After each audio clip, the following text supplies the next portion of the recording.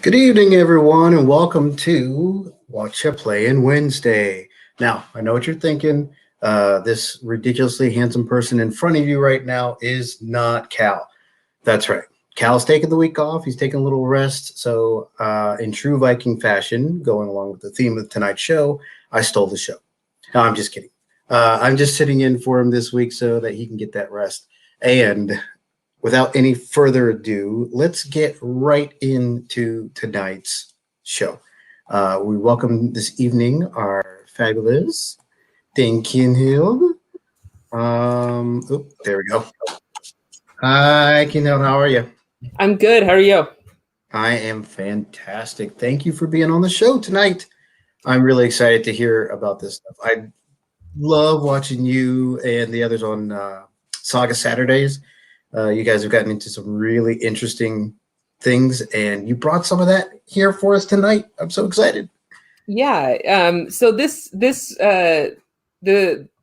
not going to work quite the same as Cal Barter's usual What You Playing Wednesday. We're not actually going to play a game. We're going to talk about some of the word games that they played. So if you were hoping to learn the rules of Hnaff unfortunately, I don't actually know how to play Hnaff. I can barely pronounce Hnaff. So we're not going to get into that much tonight. But we are going to talk about word games that they would play and other ways that they would amuse themselves at the feast. For those of you who don't know me, my background, I'm a laurel and a pelican out of the West Kingdom. I live in the Principality of Awertha, which is the coolest principality, which I think is safe to say that is correct in all regards. The coldest? The coldest, definitely the coldest. It's the coolest. Come on, there's still snow outside. Leave me alone. It's cold. It was a high of 30 degrees today, and we were all very excited. It was melting. It's finally melting. So anyway, pelican and laurel. My pelican is for being a busybody. My laurel is for dead languages, and specifically historical Germanic languages and culture. So Old English is really my jam, but getting ready for the perfectly period or plausibly period feast that we have coming up whenever we can make it work with this whole pandemic thing. It was supposed to be in 2020, but that didn't happen. I've been diving a lot more into Old Norse stuff. And so, as you mentioned, also Saga Saturday, I do that with Maestrina Ulla and Baron Bersi. Outstanding folks. If you are at all interested in Norse literature, Norse culture, come check us out. We are most Saturdays, so we're until the 17th, we're on spring break because we all needed to sleep in on Saturday. But you guys have a big backlog of stuff too, like to go back and watch. Yeah. There's a bunch of episodes. You can check us out on YouTube or on Facebook, and I'll actually be sort of referring back to some of those episodes. So if people do want more information, they should absolutely check us out there. What we're going to be talking about tonight is games and entertainment, specifically at the feast. So this class is part of the Joys of the Hall, which is like a 3-hour-long class that I've done a couple of times, that was developed getting ready for the PPF that I talked about. And so what we're kind of looking at is you're seated at the feast, like the feast is ongoing. How are you entertaining yourselves and each other as you're eating? That was kind of the question I wanted to answer. And there's a big caveat that goes on to the beginning of this class. This class relies primarily on written evidence, largely produced by unreliable, to one degree or another, narrators. So this is largely based on saga evidence. The sagas were written down in the 13th century, mostly, and later. So when we talk about the Viking Age, we're talking about traditionally that's like 794 to 1066. So obviously when you're talking about the 1200s, the 13th century, you're removed pretty distantly in time for a society that wasn't writing their history down themselves in a big way. So that makes it a little more difficult to say, like, tease back through history what precisely is being discussed. So because this is all based on saga evidence, this could all turn out to be completely incorrect.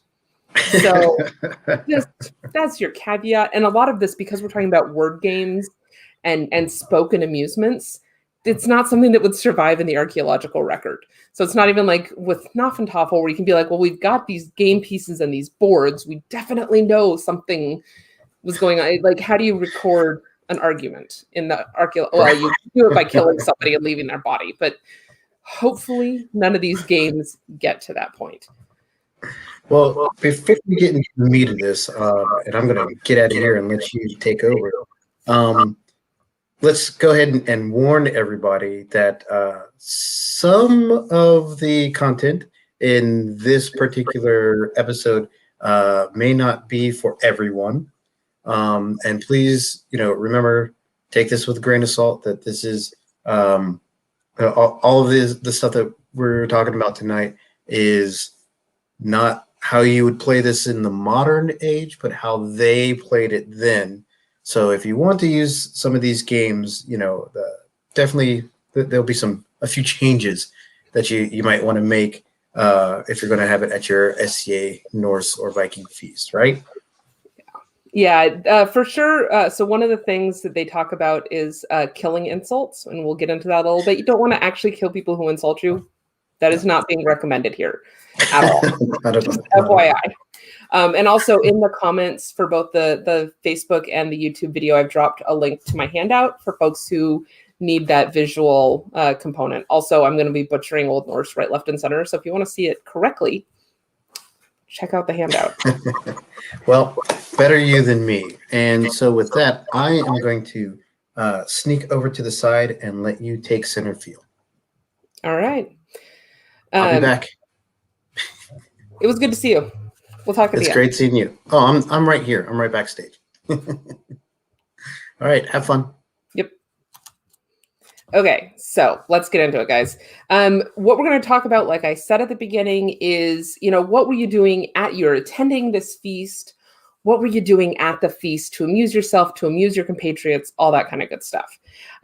We're going to talk about we're going to just basically skip over, like, why are you at the feast? What's going on? And we're just going to kind of focus specifically on this very narrow subject, hopefully. So the first thing I wanted to talk about is called Amannjafnafr. So Mannjafnafr. Like I said, handout will make this a little bit easier. So what that literally translates to is a man evening, which is possibly my very favorite of the terms that we'll talk about today. Like, we were going for a man evening. It's just delightful. So what is this? This is when you get together with your buddies and it's a game of comparison. Either you're comparing living people, so the people in the hall maybe, or you're comparing the dead people, and you're saying, like, who was the greatest of all the fighters who've ever lived in Denmark? Who is the one who shines above the rest? And this is, honestly, it's weird to think about this as a game, but when we talk about a historical study of games and amusements, this really does kind of start to fold in things that today we're not like, well, a game is like a board game or charades. Like, it does end up getting encompassed in here. So the first quote that I wanted to give you is from Magnussona's Saga, Magnussona's Saga, which is the saga of the sons of Magnus. And this is by translation by Broussard. Why are people silent? It is more common in drinking parties that people are merry. So let us provide some entertainment over our ale. That will amuse people. And he says this as they lead into the entertainment that they're going to have that night, which is arguing about, which king is better, like which king of Norway, if I remember correctly in this instance, is the greatest king of Norway. So this kind of this kind of contest appears also in Orvar Odd Saga, or Arrow Odd Saga, and the Morkinskenna, which is a manuscript that collects a number of different stories. So in Orvar Odd Saga, you have the king's court and odds men are judging the worth of the combatants, and in Morkinskenna, it's all the party goers. So everybody in attendance at this feast is sort of arguing amongst themselves, deciding who's the best. Gambling may have accompanied this. Orvar's Odd Saga says, we'll have a bet on it, said Sjolf. We may lay against your ring, which is worth 12 coins, and against that shall lie your 2 heads. So basically, I'll bet your heads against this ring that, on the outcome of this contest. So, like I said earlier, don't take killing advice from a TV show on the internet, right? Like, don't don't kill your friends over this. Don't bet people's heads. Betting coins is a great time. And we'll talk a little bit about dicing at the end, because we have dice finds, which suggests dice games. So what the rules of those games are is a big question. Could be as simple as I rolled a 6, you rolled a 2, I win. That's the kind of game that I like, right? Like, give me basic rules. But so gambling may have occurred as well. And there's some argument that this game may be very ritualized. And the authors who argue for that sort of that interpretation point to a set of interactions in Burnt Njaal's saga, or Brenna Njaal's saga, which aren't actually taking place within the world of this game, but reflect what may be a very ritualized form of point and counterpoint discussion that carried over to this game. So in Burnt Njaal's saga, again, this is a Broussard translation, Snorri proclaimed, "Who is that man, fifth in line, the pale, sharp-faced man with a smirk on his face and an axe on his shoulder? My name is Hathan," he said, "but some call me Scarp Hathan in full.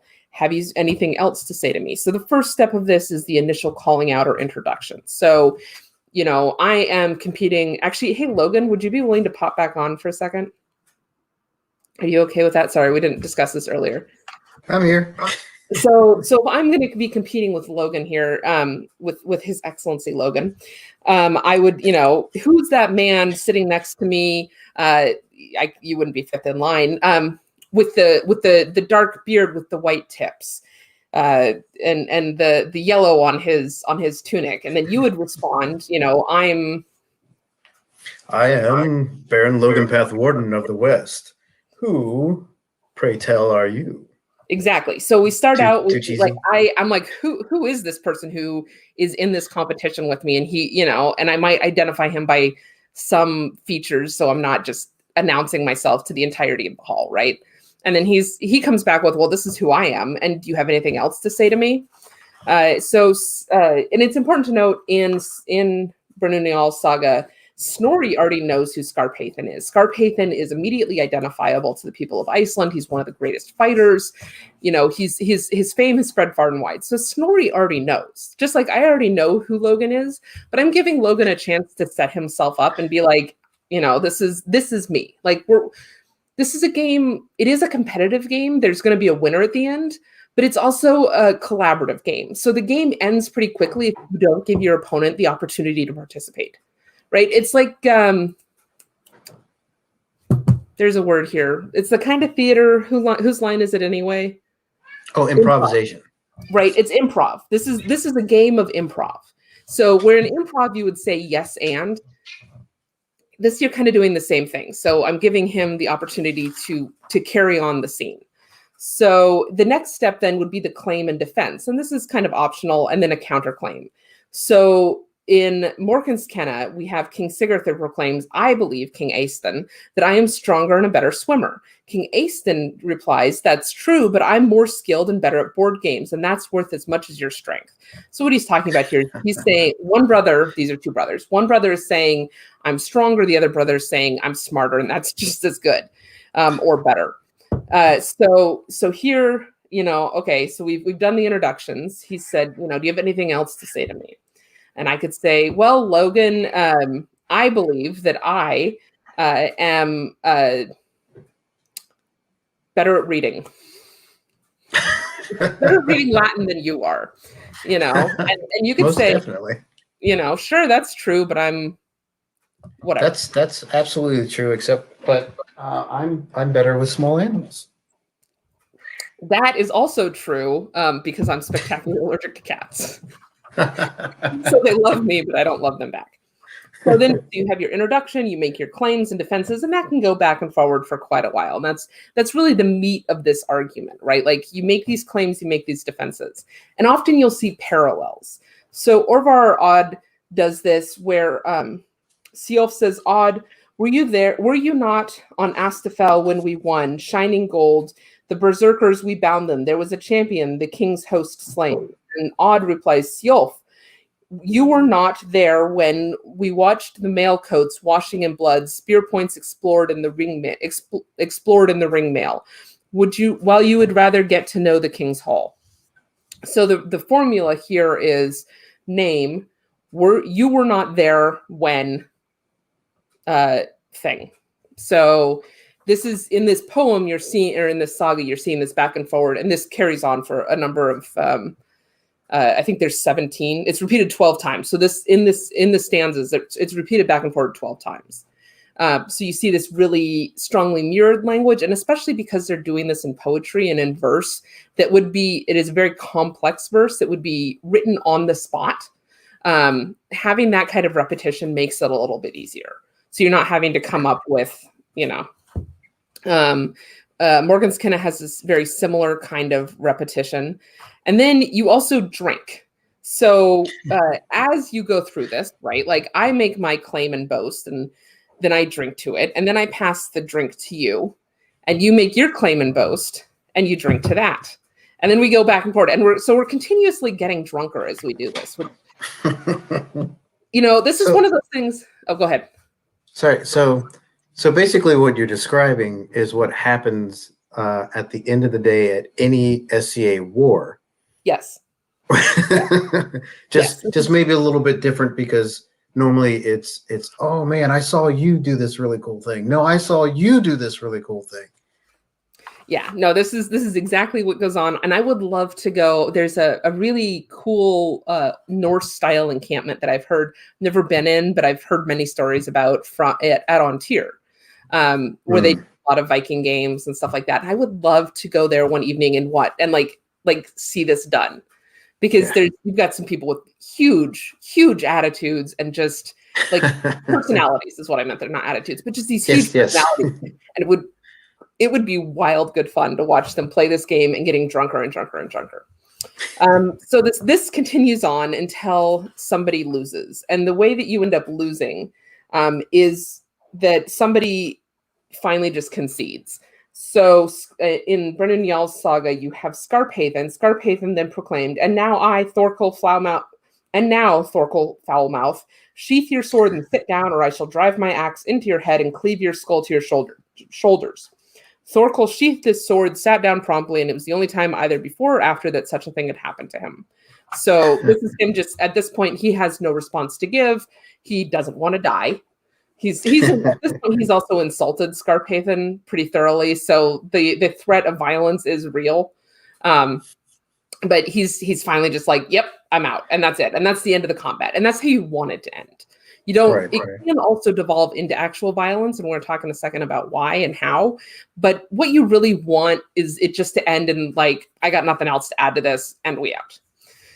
So Logan, you're welcome to pop back in the background if you want. I needed a partner to demonstrate. So thank you very much. If you want to stick around, you're welcome to too. That's up to you. I'll be right back here. You just call me if you need me. Sounds good. So as you're going through this game back and forward, arguing with each other, boasting. So what do you want to boast about, and what do you want to insult in other people? So as you boast, you could boast about your physicality. This is pretty common. This includes strength, skill at arms, bravery, feats of extra normal skill. There's a great example of somebody claiming that they jumped over a river. For those of you who live in the Midwest, if you've jumped over the Mississippi, then that's a lot of points to you. If you live in Minnesota, I'm less impressed. Like near the headwaters, but if you're in like Missouri, like good on you, dude. So social duties, another good one. So you can boast about being particularly good at public speaking, handling disputes, avenging kinsmen, or otherwise maintaining good familial relations. But you can also insult somebody. You can say, you didn't avenge this kinsman. You don't speak to your sister. You don't whatever, right? So whereas you can boast about it in yourself, you can insult somebody else's inability to do the same. And that's generally a safe insult area. Same with physicality. You can call somebody ugly. You can call somebody, you're weak. Whereas today we wouldn't really, like, that's not really an appropriate, like, it's not necessarily appropriate to be like, oh, you're not as strong as I am ish, right? Like if somebody came to me and they're like, Claire or Kinehild, you're real fat. Like, yeah, well spotted, I guess. Moving on. So you kind of like in a game that you would play today, some of these insults are beyond what we would consider appropriate. So just be aware of that. Where you definitely didn't want to go in the Viking Age, and probably don't want to go today either, is when you start talking about sexual or gender irregularity. So this is something that you wouldn't boast about in the Viking Age, and you could insult somebody, but it's not really suggested, right? Like, you don't really want to do this. So this can include effeminacy in men, performing female functions, often related to milk production. So dairy work was considered very female work, or textile production. Castration, bestiality, sexual irresponsibility, incest, preference for sex over battle. So Sjolf, who we've talked about previously, is often he was insulted a number of times for wanting to go to the beds of women instead of going to the battlefield. And that was considered weak. So you could insult that, or you could insult somebody for passive homosexuality, which is one of these three so-called killing words that could lead to full outlawry. And if you were a full outlaw, that meant anybody could kill you on sight without repercussions. So you had to be real careful with some of these kind of terms. These kinds of insults can be very dangerous and enter the realm of Neve. And if you want to learn more about what Neve means and sort of the scope of Neve, I would really encourage you to check out the Saga Saturday video on it, where we spent like an hour and a half talking about it. So I won't spend more time talking about it here. You can find that one on our Facebook page. Really, you don't augur, all these words, you don't want to go there. This is a line from the Gragos, which is the earliest Icelandic law code. There are 3 words, should exchanges between people ever reach such dire limits, which all have full outlawry as the penalty. If a man calls another Rágar, Stróðin, or Sorðin, as they have been prosecuted like other full retisorth. So that's a very bad word, basically a very bad word, and will result in full outlawry. And what is more, a man has the right to kill in retaliation for any of these 3 words. He has the right to kill in retaliation on their account over the same period of time as he has the right to kill on account of women, in both cases up to the next General Assembly. Excuse me. The man who utters these words falls with forfeit immunity at the hands of those who accompanies the man about whom they were uttered to the place of the encounter. So basically, you don't have to hear somebody say that about you. If somebody tells you that somebody else says it about you, and that's provable, like they can prove it with oaths and with witnesses, that person is in very big trouble. So long story short, just don't use those words. Don't insult somebody's don't insult somebody's sexuality or gender, which is a solid tip for life, I guess. Right? Like, just don't do it. It won't get you killed necessarily today, but be a good person. Remember Rule 6. Let's move on. Appearance and alimentary taboos. These ones are pretty rare. So appearance would be boasting about how handsome you are, calling somebody else ugly, alimentary taboos. What these are taboos about what you eat. And specifically, in this case, the taboos about what you eat are about eating dung. So this is the example from Burnt Njal Saga. I am called Skarphéðin, and you who have no cause to mock me, an innocent man, with your insults. I, at least, have never threatened my own father's life as you have, so social duties, nor have I ever fought with you as you did with your father, social duties. You have rarely ridden to the Althing or worked in lawsuits, social duties, and it must be easier for you to milk cows than to sit here at the Oxara River in isolation, sexual irregularity. So there's that dairy thing we were talking about. You should clean the sausage from your teeth that you sucked out of a mare's ass before you came here. Alimentary taboos. That your shepherd saw you at it and was appalled at such disgusting behavior. Frankly, fair on the shepherd. I would be pretty grossed out too. Like, I don't know where to go. So, and then we've already talked about the sort of how this combat comes to its conclusion. And that's with one party or the other just conceding, usually just sits down. Alternatively, it can end in a full-out fight. Try not to let it end that way. That's the less good result. So let's move on. Next option is storytelling. This seems pretty basic, but again, this is like you're at the feast. What's something that's going to happen? People are going to be telling stories. Icelanders were particularly well known for this. bear in mind, please, though, that the people reporting how good Icelanders were at telling stories were the Icelanders. So this is a little bit of like, are you a reliable narrator? Are you? I don't know. But you know what? We'll give it to them. They certainly kept good sagas. So this could be something as simple as, you tell us the story of your adventures, right? I think that happens at least once in Beowulf. They're like, tell us the story. And there's the story of Finnberg, Finn and Finnberg, I think, in Beowulf, where that's just a story that's performed at the feast. And that's performed in a more formal way where you've got this sculp. In this case, it's Old English. So a sculp instead of a skald is performing this with the lyre and the whole thing. Otherwise, you could have a very informal storytelling session, which happens all the time in the SCA. We're always telling you, no shit, there I was on the battlefield. I was, this was my 4th battle, and I was fairly new at it. And then I saw Duke Fabian, mighty Fabian, turn aside no fewer than 5, and then later 6, and then 7 combatants with a spear. He was giving me directions, and he just gave them different directions carefully, and whatever. Tell your story. So that's another amusement. It seems pretty obvious, but you're at the feast, you're hanging with your friends, you've got the nice hearth in the middle, a warm glow, a hot fire, some tasty food, some beer, and you're telling stories. This is fundamentally part of what it is to be human, and a very fundamental part of a Norse feast. So a great example of this would be from Thorstein's Þáttur. A Þáttur is a short story within a saga. So you have sagas, long stories, Þáttur, short stories. So Thorstein's Þáttur, Austfirðings. So this is the story of Thorstein, who is a member of this group, the Austfirðings. The Icelander Thorstein stays with the king Haraldr Sigurðsson, Harald Hardrada, for those of you who know him by that name, and tells the story of King Harald's time in Byzantium, when Thorstein claimed to have heard in yearly installments from Halldor Snorrason, one of the king's companions. So this is a visitor to the king's court. He's being invited to tell his story. He tells a story, adds a little bit more to it every night. He is complimenting his host, which you always want to do. You want to, play up, especially if your host is the king. You want to play up the king, because if you do right by the king will give you gifts, and king's gifts bear a very special status in Norse society. So they carry with them this extra luck and this extra specialness that can then be passed on to others. So like a sword given to you by the king becomes a family sword that you then pass on to your sons, and that sort of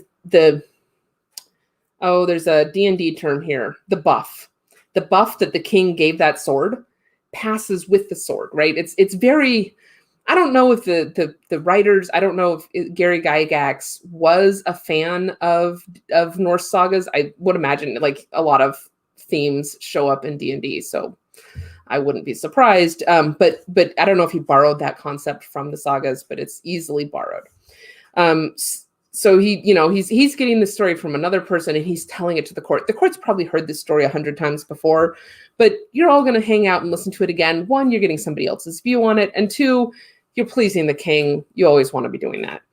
Stories can discuss living kings, distant ancestors, mythical beings, in addition to the standard sort of family drama fodder, which in my mind, the Icelandic family sagas really kind of fill this gap in the historical narrative that would otherwise be filled by soap operas. A lot of them are pretty soap opera-y. And so someday I would really like to see an academic paper comparing the family saga to soap operas. I have personal feelings about how I would match them up, but we'll see how it goes. Yes. First off, Tyrannosaurus Hex, excellent username, 10 points to Gryffindor, or whichever group you would like those points to go to. And yes, +2 to storytelling. So kind of related to storytelling, we have prophesying. And prophesying doesn't seem like it would be really an event or an entertainment, but it is something that happens at feasts. You would invite the Vulva, which is the woman who does this prophesying. You invite her specifically to the feast, and she would sort of put on a show where she would give these prophecies to her host and hostess, usually about their children or their family line, and she would receive some sort of gift or compensation in exchange. And it's sort of this whole production, right? She's got her seat usually on a elevated platform in the center of the hall, or near the center of the hall, in a place of honor, certainly. And she would just, like go through her rituals and then speak these prophecies. And this seems to be mostly a Norse thing, though this could be because early medieval English literature is recorded long after the Christianization process. So Christianity came to the Norse starting in the 9th century. Iceland doesn't become Christian until the year 1000. Denmark, I think it gets there earlier. Sweden picks that up last of the 3 Scandinavian countries. Lithuania, which isn't Scandinavian at all, but Lithuania doesn't really go for it until like the 1500s. And basically you've got Teutonic Knights running around sort of forcing it on them. There's a whole bunch of history there that we're going to skip right over. So the vulva, or volur, which is the plural, literally translates as staff bearer. And so we've got a couple of archaeological finds that suggest that these are graves that belong to vulva because they contain within them a staff. So that's not a lot of evidence, but you call them staff bearers. They have a staff in the grave. There's people are going to draw conclusions, as they say. And then you also have this term seithkonar, which seether is magic. And so kona and konar is woman. So seether kona or seithkonar, the plural, just means seether woman. So a magic woman. These two terms seem to be used largely interchangeably and are occasionally applied to the same person. So one person could be both Völver and seether kona within one saga with no real headache. Neil Price, by the way, if you're interested in this particular aspect of Norse society, Neil Price's The Viking Way is really the book you want to start with. It is a phenomenal delve into this very sort of mysterious topic, and he does a really outstanding job of supporting all of his claims with documentary and archaeological evidence. I completely recommend people check it out. So he describes the archetypal vulva, or seithkona, as a touring seeress who visits each homestead in turn to answer questions about the future, personal fortune, and the health of the crops, along with and she brings along with her special equipment of a platform, a staff, and other items. A cloak is referenced in Erik Saga Rauda, that's Eric the Red Saga, Lockstala Saga, that translates to English pretty directly, and Vatnsdal Saga. Also, if you're looking for an introductory saga to check out, Lockstale Saga is a lot of fun. It's got a bunch of the sort of major ideas that show up in the family sagas, and it's a good read. So if you're looking for one to get your start in it, Lockstale Saga is my recommendation. In Erik Saga Rauther, this is a translation by Kuntz, and she had a staff in her hand with a knob on the top, adorned with brass, set with stones. So really quickly, if any of you out there are Discworld fans, the bit where she had a staff in her hand with a knob on the top always puts me in mind of Granny Ogg's wizard's staff has a knob on the end, just so that we're clear every time I read that. Archaeologist Eva Marie Gurnason has put forward a theory that the Volver were possessed of a different social status than most other women, and argues that they were endowed with a dignity almost commiserate with that of a skald. So a skald held a fairly elevated rank in Norse society, and so the argument here is that a vulva was sort of a female equivalent of a skald. Now, that's not to say there weren't women who were skalds, but they were fairly rare. If you're interested in that, I completely I was actually reading this last night, which is why it's by the computer. This is a book, Old Norse Women's Poetry, The Voices of Female Skalds. Totally recommend it. We're going to be talking about one of the lines out of that book in a little while. So some examples of how trusted they were or where they show up in Norse literature. In the Havamal 87 suggests you should not trust a vulva who prophesies only good news. So if she tells you all good things, she's probably not telling you the truth. And then the Volpspa is basically the that title of that poem translates literally as the prophecy of the vulva. Spa means prophecy.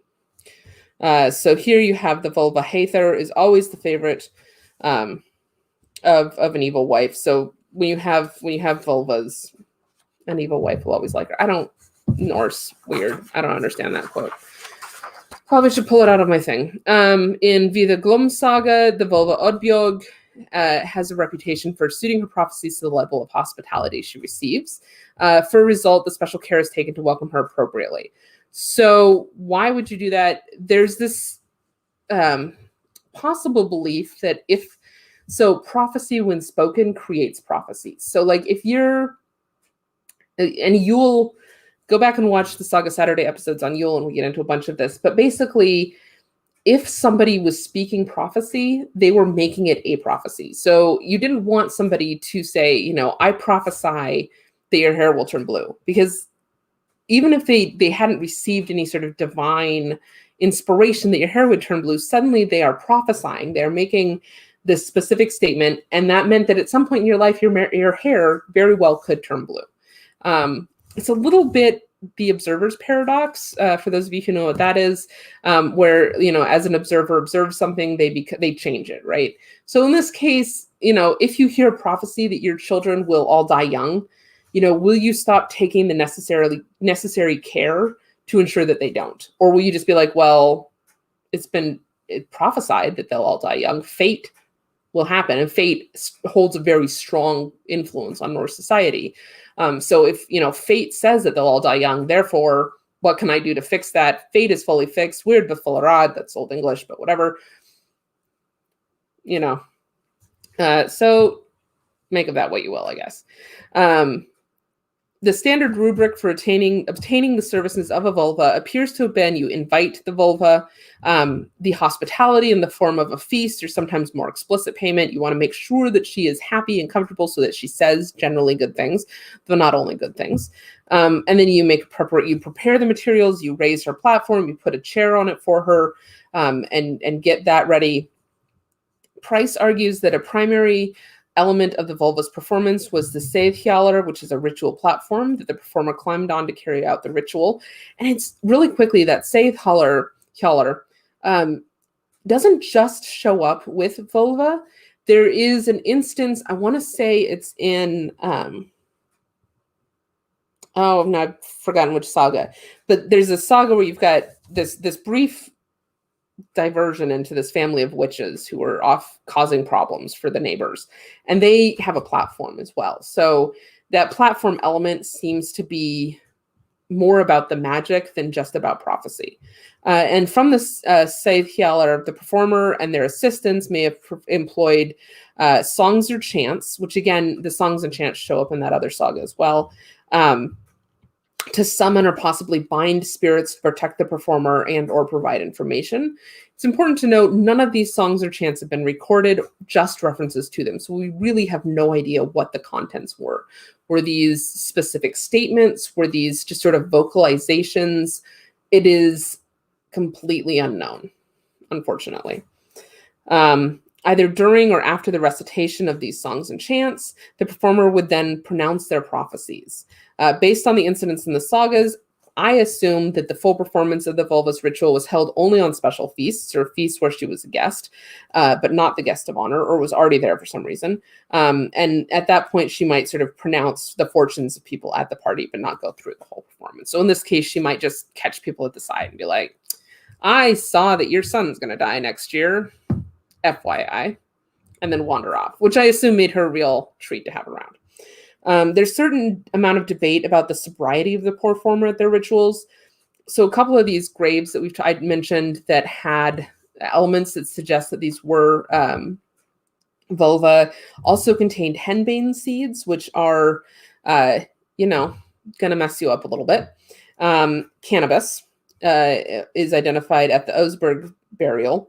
And then Ibn Fadlan uses the Arabic term for wine or beer, which I'm not going to try and pronounce, to refer to an intoxicating beverage both sent with the dead man and given to the ritual sacrifice before her death in his description of this funeral that has become the sort of description of all Viking Age funerals everywhere, despite there being clear evidence that was not the only way that they sent people off to their rest. But other types of seers or seeresses, you have a spalkona, which is a prophecy woman.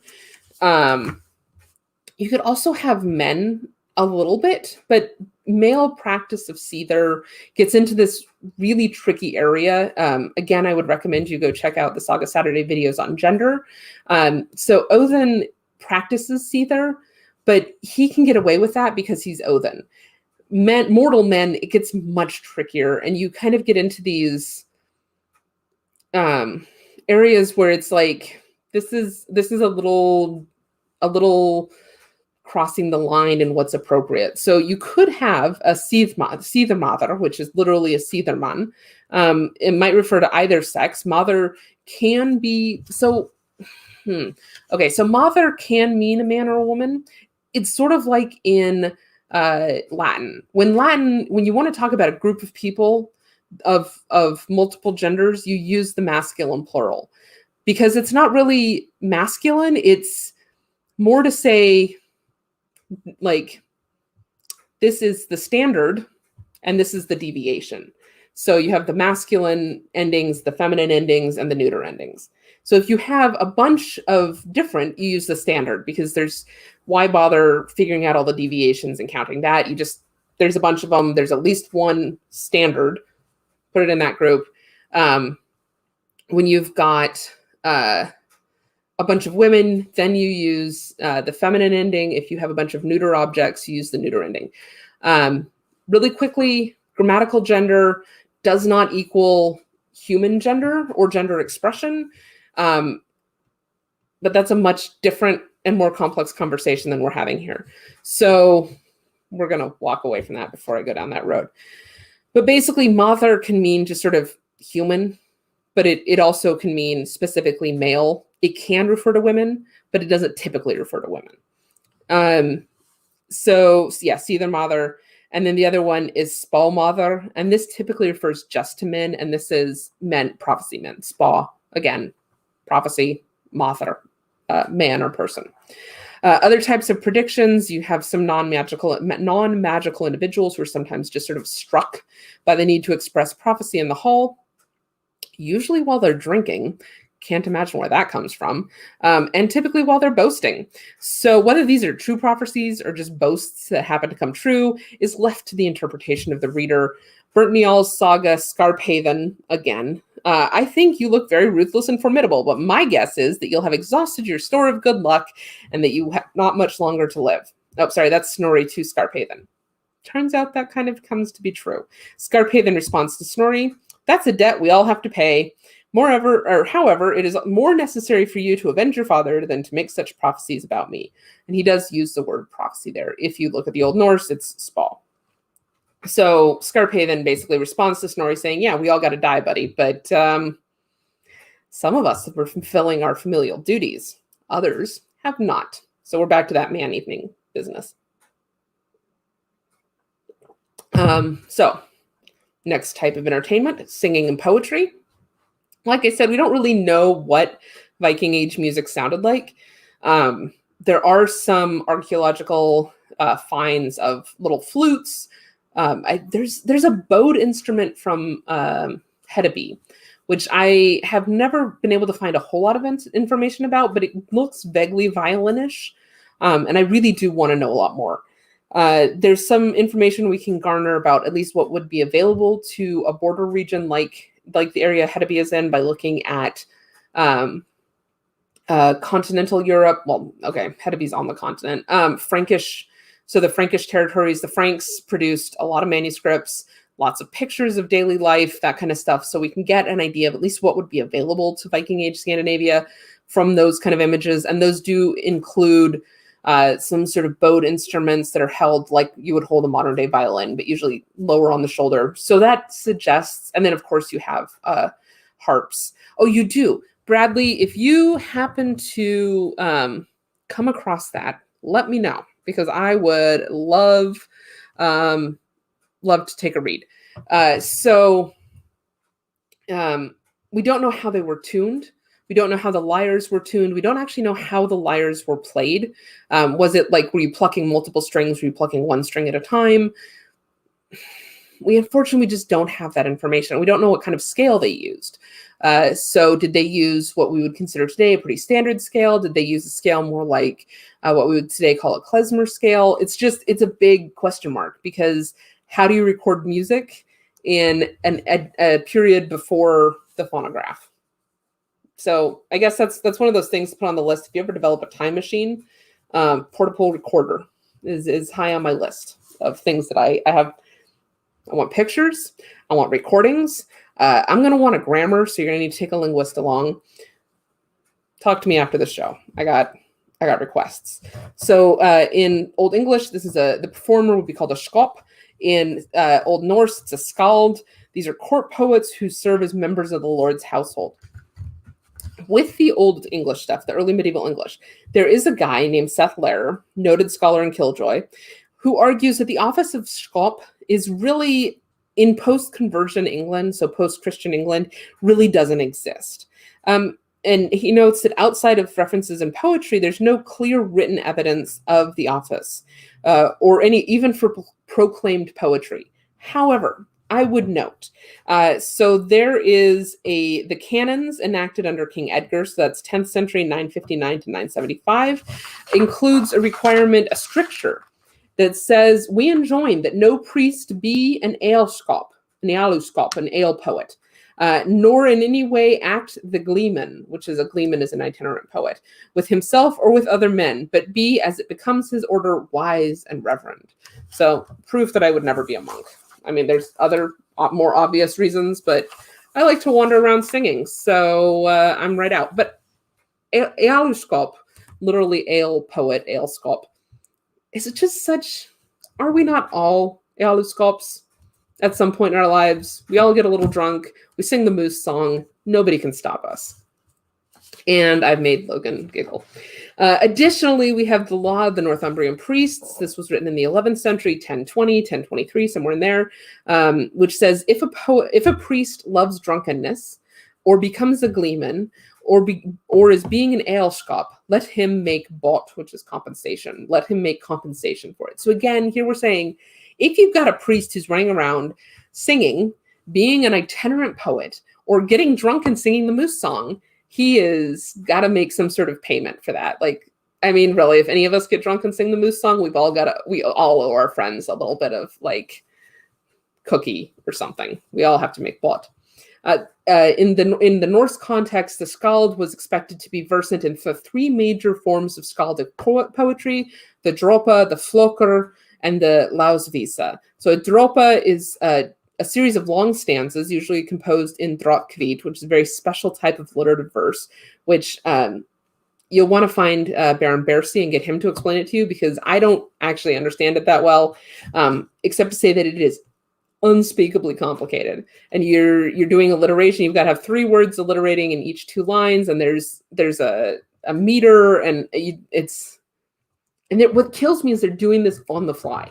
There's evidence like Egil's saga. Egil's just dropping these drotkvit, and you're just like, I can write a haiku on the fly, but please do not ask me to make it alliterative and 8 lines long. It's not gonna go well. Floker is a series of shorter stanzas written like those in a dropa, but without a refrain. Yes, Baron Bercy has a full video class on it. You can find it on YouTube. Totally check it out. Lausvisa consists of a single stanza of drotkvit composed on the spot to mark an occasion. So this is a case, somebody brings you a particularly good cut of meat at the feast, and you could just throw down this lausvisa to commemorate what a magnificent boar it came from. Exactly. These do devolve into rap battles, though I wouldn't describe them as freestyle rap battles, because freestyle rap isn't constrained other than it needs to have the rhythm. It isn't constrained, though, in these very strict meters. So this would be like doing a rap battle where you're like, you need to scan each line it has to scan to Gangster's Paradise. Each call and response. And everybody, you just have to keep going down the line. And Gangster's Paradise is unfortunately not the best example, because it's not the most complex verse, but it's, for whatever reason, it was the first named song I could come up with. So I mean, I guess I did better than saying Amish paradise, which, if you couldn't tell how spectacularly white I am, knowing the Weird Al Yankovic name of Gangsta's Paradise should tell you. Anyway, so some skaldic poetry, like the Husdropa, which is the house dropa, was famous enough. And this is, the Husdropa is a poem specifically about a house, and it literally just goes through and describes this beautiful house. And you're just like, okay. But it was so famous that it actually appears in multiple sagas from multiple people. So the theory is that it was a poem that was circulating among poets, and they would sort of add or edit as they like. And so it appears in these multiple forms. And then, as I mentioned, most skalds are men, but women do occasionally perform skaldic verse. So there's a great example of Hildur Hrolfsdottir from Harald's saga Harfagra, and Jorunn Skjaldmar, who I'm actually going to talk about a little bit later. Jorunn, the poet maiden in Harald's saga, in Olaf's saga Helga, and in Skarp. I'm not going to try and say that. Does fighting tie in with all this? Flighting. Sorry. So flighting is these insult battles, if I'm remembering that one correctly. I did go look that up. So that's I'm gonna get this wrong. So my memory is that flighting is this insult battle that is really more referenced in Old Norse literature than Old English literature than Old Norse literature.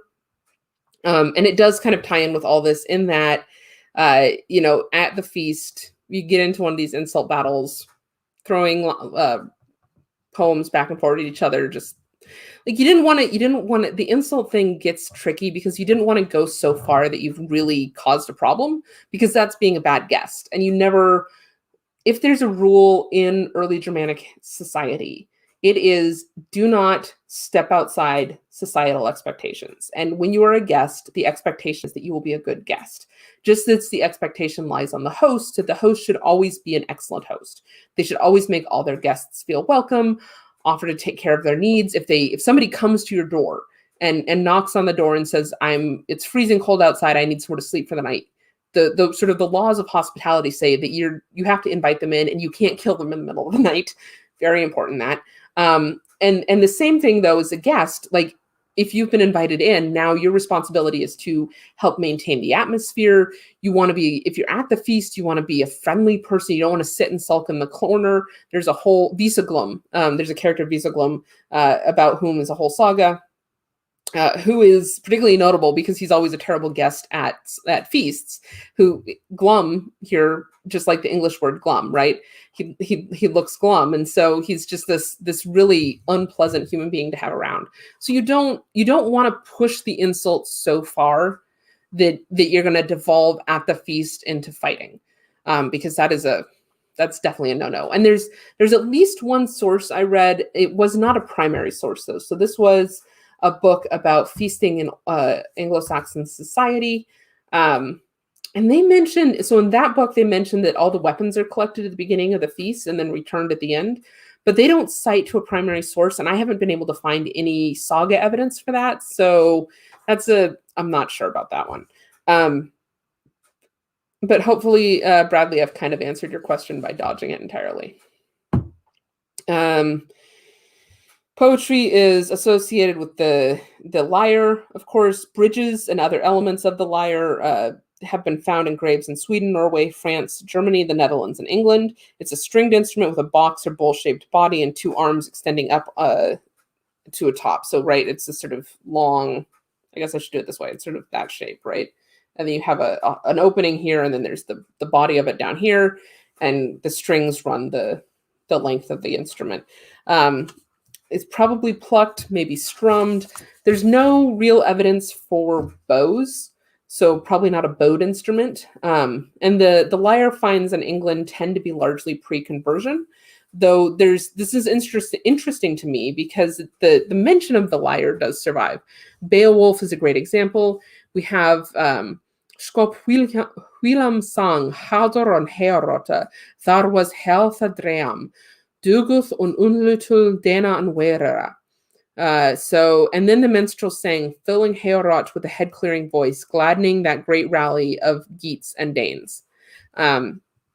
So Beowulf, written down in the 900s probably, though there's a lot of question about how old it actually, that's again, debate for a different day, but we've got this example of the poet, the scalp, singing and playing later he plays his, they sang and played to please the hero, words and music for their warrior prince, harp tunes and tales of adventure. So you've got the harp playing, you've got the singing, all this kind of stuff together. So we've covered poetry, we've covered stories. We're getting to the end, and we've only been going an hour. You guys are fine. All three of you who are watching, I appreciate you. So riddles. Let's talk about riddles. Surprisingly few references to riddles in Old Norse literature. This makes me sad because I do love a good riddle. But there is some examples. Hervar Saga of Heidreks, which is a really fascinating, it's considered one of the sort of the fantasy sagas for a lot of reasons.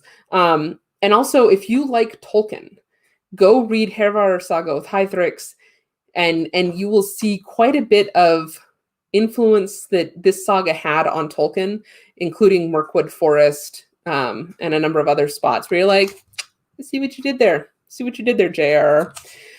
So in this one, Gestumblindi, who is Odin, FYI, tells a series of more than 30 riddles, one of which is, I wish to have today what I had yesterday. Ponder what that was. Minute maims, speech destroys, and speech inspires. Herthreker King, ponder this riddle. So I didn't write the answer down for myself. So ponder this riddle, guys, and if one of you figures it out, put it in the answers or in the comments. There's some more examples from Fjalar Jon's saga. It includes a single riddle. Both of these, though, are like solidly 14th century sagas. So how accurately they depict Viking Age life, not very. Kennings, though, do really fill this hole, right? There's this whole notion in Norse society that you should be cunning, right? You got to keep your wits about you. And so it's odd to me that you would not have a riddle tradition, but then you have kennings, and kennings really do kind of fit that tradition. And you could have kenning contests where you would just back and forward come up with kennings, and the other person would try and solve it and then come up with one of their own, and it comes back to you, right? So the most basic form of a kenning is a genitive phrase or a compound word consisting of a base word and a determinant. So a compound word example would be Swan Road. What's the Swan Road? It's the sea. You could also have something like, is the answer ale? Yes, that does fit. Speech destroys, men it maims, and speech inspires. Excellent answer, Bradley. Good job. Answer the riddle was ale. Then the most another example, a genitive phrase example would be Odin's eyes. That could be referring to ravens, right? His two ravens who go out in the world and see things and return to him. And this is, for Old English, that's really as complex as kennings get. There are some more complex examples, but really they're just these two-word or compound word kennings. But Old Norse really gets into it. Yeah, so I've got that, Bradley, I've got that link in my handout for folks who are interested in it. That's the Skaldic database. It is, if you're interested in kennings, go check that out. It is outstanding. So a more complex kenning basically operates like inception, right? So you're incepting the base word and or the determinant with more kennings. You're just building kenning on kenning on kenning. So my personal favorite example of this is from Jorunn Skaldmar's Sendebitter, which is this poem that she recites at some point, and that basically is just insulting somebody. The translates as biting words. And the kenning is Tungo Rondum Tongla, which literally translates to prow-board destroyers of the moons. So that's opaque. Well, okay, so you could rearrange that to destroyers of the moons of the prow boards. So now we know we're talking about somebody, the destroyers. And so who are the destroyers? Well, first off, what are the moons of the prow board? It's shields, right? Like you have these great circular things placed on the gunnels of your ship. It's the shields. So who are the destroyers of shields? It's warriors. So you have to piece through, right? And you're picking this part, and these are all buried in these complex poems. And word order, just FYI, word order in Old Norse poetry is loose. It is not like English where you have to have word order to understand the meaning of it. They're like, look, we got word endings, we got noun endings, we got adjective endings, we got this. So you just put the words in whatever order fits the meter and fits the alliteration pattern. Makes translation a real good time. So if you're interested in kennings, check out the link that Bradley shared.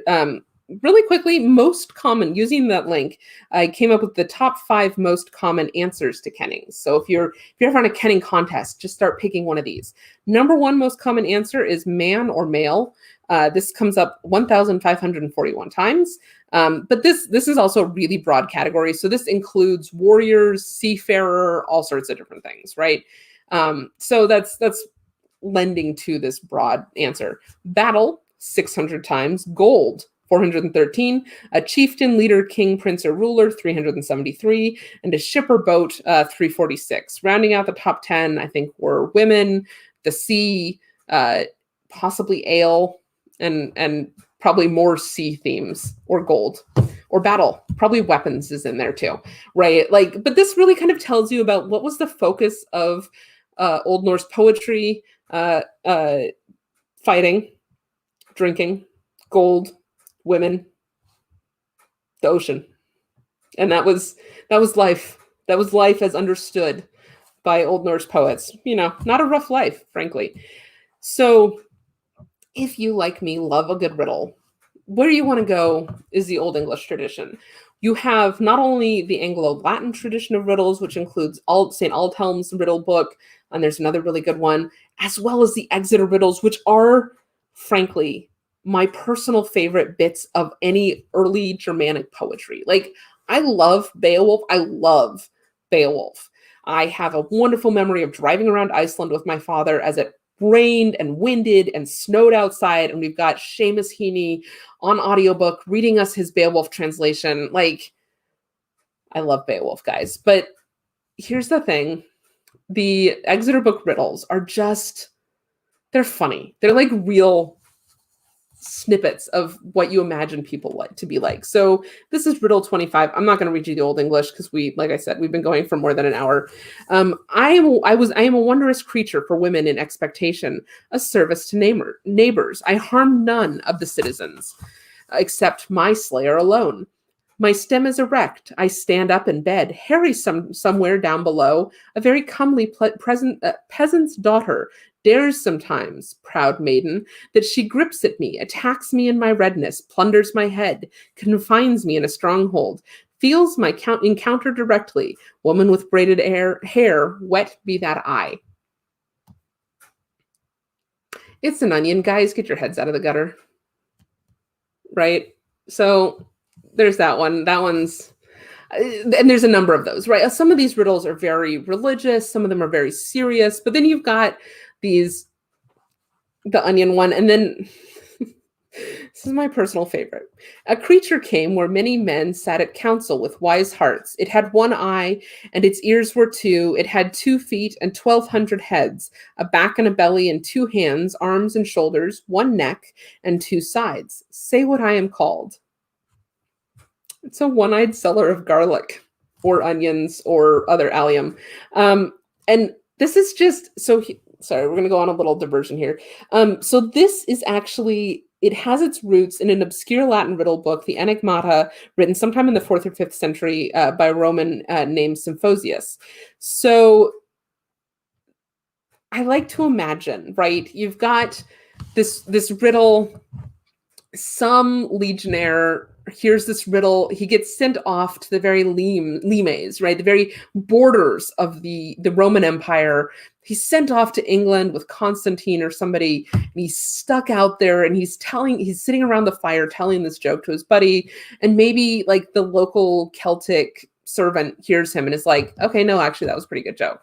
Like, I'm going to go tell that to my dad. That is primo dad humor. So he goes back home, he tells it to its dad, and it starts circulating in England. And then you have these guys coming from the Utes and the Angles and the Saxons. They arrive in England and they're, bellicose and angry men, and they're sitting around the fire, and they hear, maybe they're spying on a Welsh camp, and they hear the Welshmen telling these stories to each other, and they hear this joke, and they're very confused because they're speaking Welsh. But in my dream, in my vision of this, they're all speaking, I don't know, some sort of lingua franca. They're all Latin speaking. It's fine. Just go with me. So anyway, they're telling this joke to each other, and the one Ute sort of elbows the other Ute in the ribs and is like, "That's a pretty good joke. That's some funny shit," and takes it home, tells it to his buddy, and now eventually it works its way into the Exeter book. And so that's a completely unsupportable, completely outlandish vision. But in my head, this weird joke about the one-eyed seller of garlic makes its way from Rome to the very reaches of the British of the Roman Empire, and then into the Exeter book. So that's what my head does. The last thing I want to talk about tonight is what's called a mock court. This only shows up in one saga, the Oatsvenga saga, the saga of the people of the Oatsveng, and is basically like you're sitting at dinner and you basically hold these sort of mock. So lawsuits were really important in Iceland and in sort of broader Norse society, right? You brought lawsuits for all sorts of stuff, including in Eyrbyggja saga. You bring a lawsuit to get rid of the ghosts in this house. Like you call the lawsuit against the ghosts, and you call them to court, and they have to come and they have to answer for it or be expelled. And so because they're ghosts, they can't attend court. They are expelled, right? And then they have to abide by this because it's a legal decision, and everybody in Norse society has to abide by a legal decision. That's very fundamental. So they're like, well, I mean, I guess, and off they pop. So this is just like a mock version of that, where you're suing somebody because he slept with your sister or whatever. And this does tend to be not great for women. Often women were sort of mocked in this kind of thing. So they might discuss a woman's sexual proclivities or whatever, that kind of stuff. Like kind of being frat boys about it. Don't do that. But, sue this other person because his helmet's too pretty or something. Like you got options. Go wild. And I don't have a lot of good information on Norse legal practices just because I haven't gotten there in my research yet. So I guess do that research on your own, kids. And if you have questions on how to research, hit me up because I'm always happy to talk about it because research is the battle cry. And then the last thing I'll talk about is tabletop games. That's that Naffentaffel stuff that I really don't understand. And then gambling with dice. And that's the end of my handout. That's usually we at this point take a break and go on to the next subject in the class. But we've been going for an hour and change. So instead, I will set you free. Well, it's a good thing.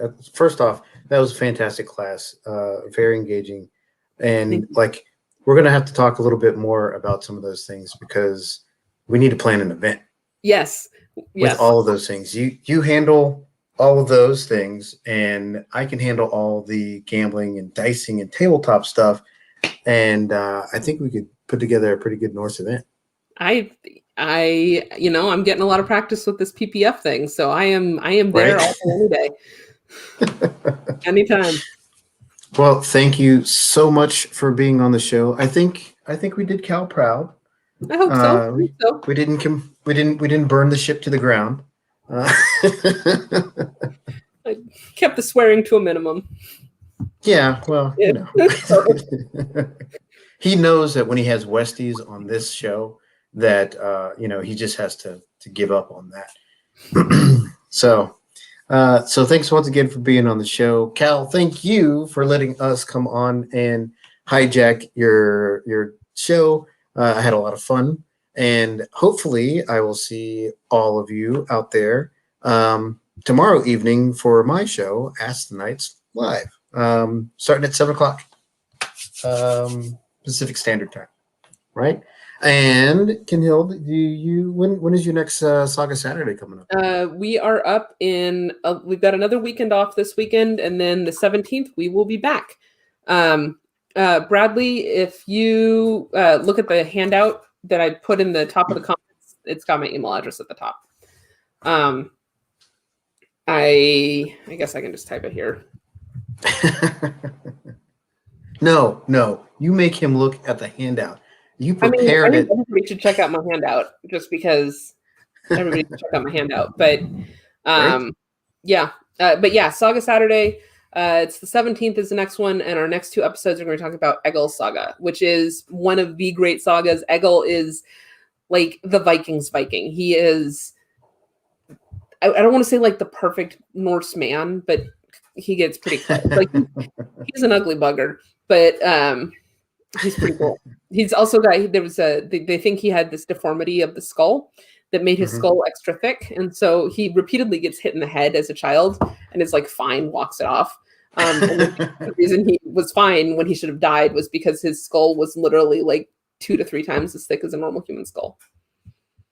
See, that's interesting. You know, you find a lot of like interesting people in history who are a little bit different from the norm. You know, thicker bones, slightly thicker bones. You know, stronger muscles, that kind of thing, and like, you know, yeah, like a lot of people were strong and everything, but you know, there's something just a little bit about them, and then you know they make it into history because they're superhuman instead of, you know, just a slight aberration. So yeah, we could talk about this all night, but I think we have elapsed our time here, so we can say good night to everybody. Thank you all for watching, and before we go, if you would like to support this show and all the other shows that Cal produces, you can go to our Patreon, patreon.com/KK Productions, and you can get yourself on this fabulous wall of patrons and be just as cool as all those cool people. So without further ado, I will say thank you all for watching, and we'll see you next time on Whatcha Playing Wednesday. Good night, everybody.